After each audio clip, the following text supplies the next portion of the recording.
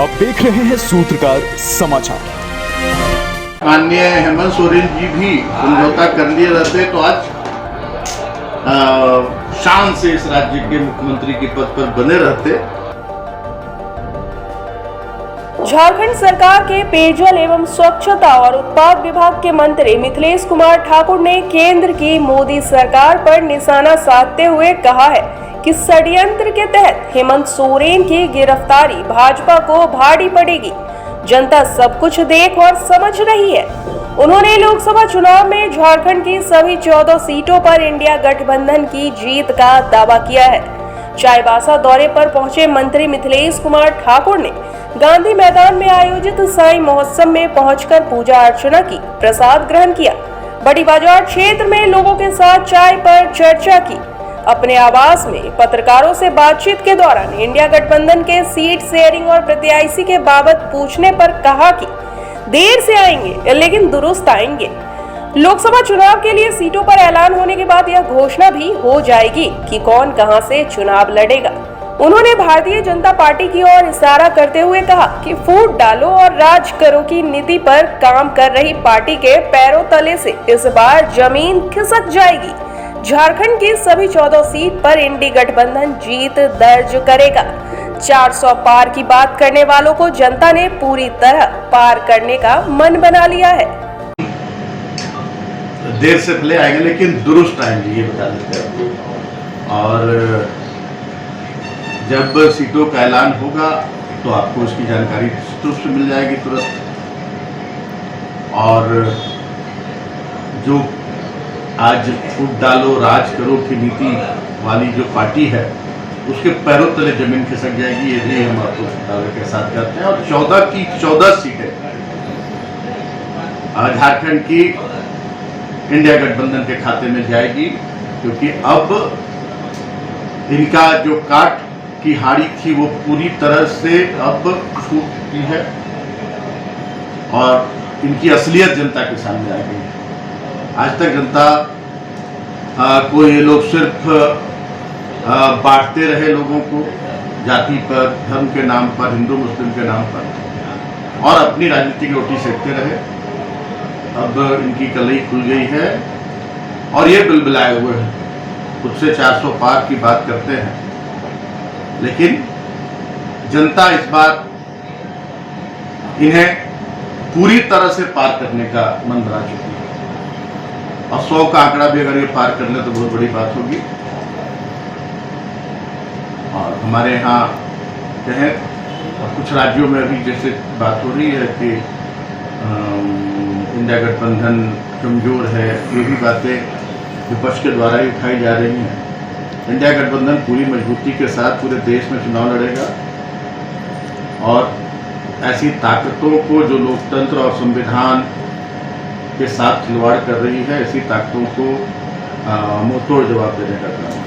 सिंहभूम संसदीय सीट से उम्मीदवार कौन होगा, इस सवाल के जवाब में मंत्री श्री ठाकुर ने कहा कि सारा कुछ तय हो गया है, बहुत जल्द नाम भी सामने आ जाएगा। कांग्रेस छोड़कर भाजपा में शामिल हो चुकी सांसद गीता कोड़ा पर निशाना साधते हुए मंत्री ने कहा कि अवसरवादी राजनीति करने वालों को इस बार करारा जवाब मिलेगा। जनता के साथ छल करने वालों को उनकी असली जगह बताई जाएगी।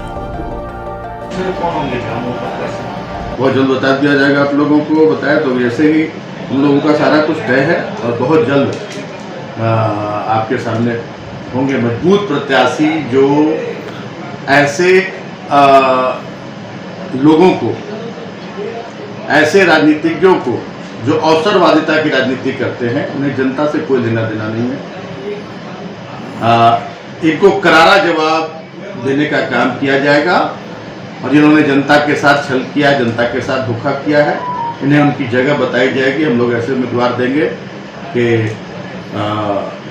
जो लोग ये सोचकर कि हमारी नैया पार कराएंगे देश को बांटने वाले, तो ऐसे लोगों को। पूर्व मुख्यमंत्री हेमंत सोरेन के खिलाफ ईडी की कार्रवाई पर मंत्री मिथिलेश कुमार ठाकुर ने कहा कि यदि हेमंत सोरेन ने भी सिंहभूम की सांसद की तरह समझौता कर लिया होता तो शान के साथ इस राज्य के मुख्यमंत्री बने रहते।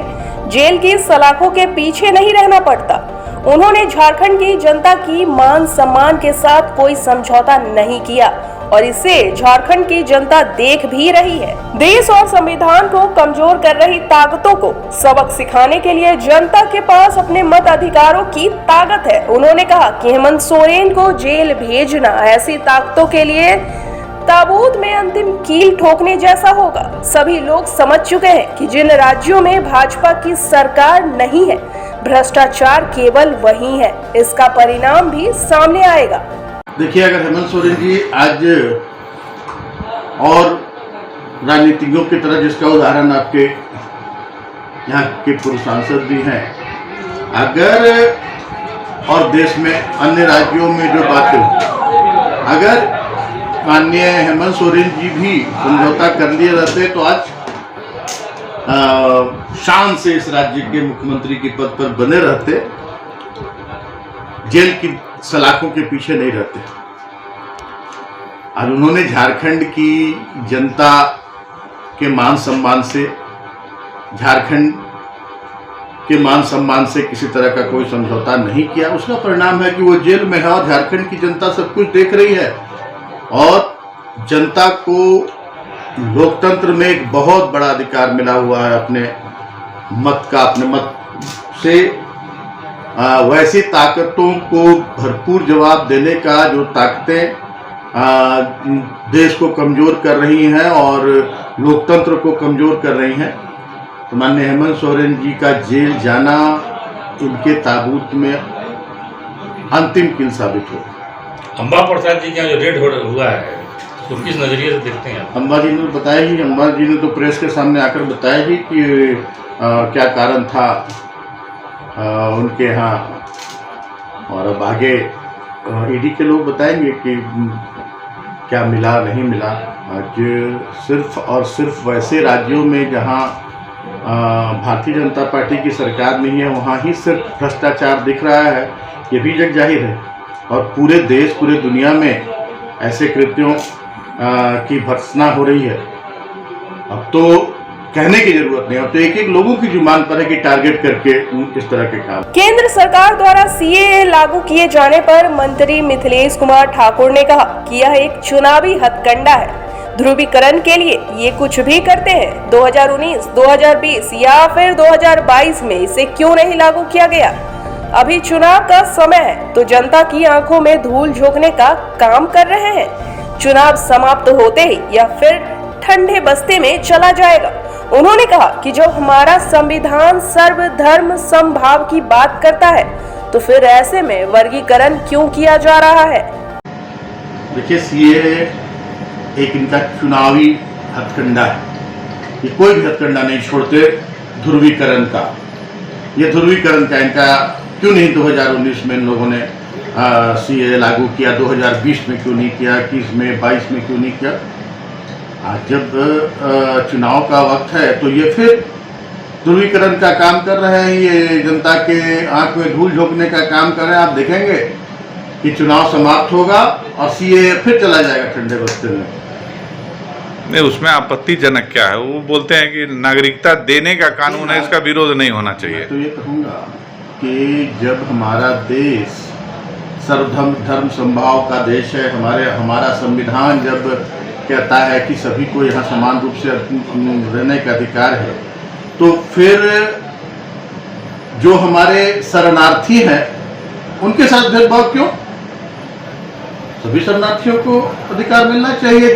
जो प्रक्रिया है उसके अनुरूप सभी शरणार्थियों को। इसमें फिर वर्गीकरण क्यों? ये जवाब होना चाहिए। अगर आपको हमारा वीडियो पसंद आता है तो हमारे चैनल को लाइक, शेयर और सब्सक्राइब करना ना भूलें।